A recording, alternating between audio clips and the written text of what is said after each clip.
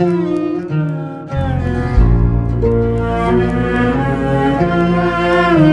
عاوز افطر. يعني عايز تفطر ازاي يعني؟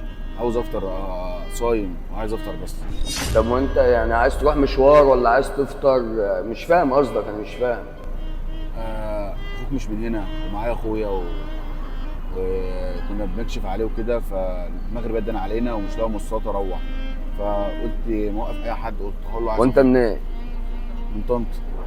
بص، هو المشكله ان انت مش هتلاقي حاجه الوقت، ان احنا في اول 10 ايام رمضان مش هتلاقي محلات فاتحه ولا هتلاقي حاجه. لو كده ممكن امشي تركبني معاك، واقرب مائده ارمينا عندها دوبك سواق، انا والراجل اللي معاه بس ده نفطر. ما ايه ده؟ اركب اركب ماشي يا اخويا. اركب اركب اركب الله حساب. بقول لك ايه يا اخويا، بشوف ناس كده قاعده كده على الرصيف كده والناس بتنزل تدوم وجبات، ممكن قعدني جنبهم ولا اي حاجه بالله عليك يعني، فاهم؟